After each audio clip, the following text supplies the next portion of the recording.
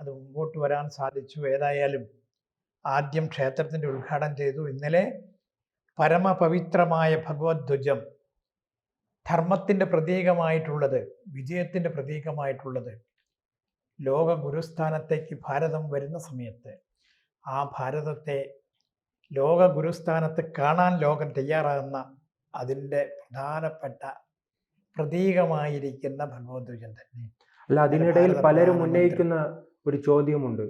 ഈ ഒരു ക്ഷേത്രവുമായി ബന്ധപ്പെട്ട് അവിടുത്തെ കാര്യങ്ങൾ നോക്കാനുള്ളതും അവിടെ എല്ലാ പൂജകൾ നടത്തേണ്ടതും അവിടുത്തെ പൂജാരിയാണ്, അല്ലെങ്കിൽ ഹൈന്ദവ പുരോഹിതനാണ്. പക്ഷെ അവിടെ എല്ലാം നടത്തിയിരിക്കുന്നത് രാഷ്ട്രീയപരമായി നരേന്ദ്രമോദിയാണെന്നാണ് ഒരു വിമർശനം. രാഷ്ട്രീയപരമായിട്ട് സ്വാഭാവികമാണല്ലോ. കാരണം ധർമ്മരാജ്യം സ്ഥാപിക്കാനാണ് ശ്രീരാമചന്ദ്രൻ തയ്യാർ. ശ്രീരാമചന്ദ്രൻ്റെ പേരിലാണ് ധർമ്മരാജ്യം. ധർമ്മത്തെയാണ് അദ്ദേഹം മുമ്പ് പിടിച്ചത്. ഈ അയോധ്യയിലെ രാമക്ഷേത്രം ഈ നാടിനെ നശിപ്പിച്ച ആളുകളുടെ കൈവശം നിന്ന്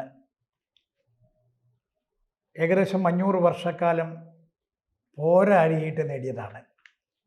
കൂടുതൽ വാർത്തകളും വിശേഷങ്ങളും നിങ്ങളിലേക്ക് എത്താൻ ABC മലയാളം സബ്സ്ക്രൈബ് ചെയ്യുക, ബെൽ ബട്ടണും അമർത്തുക.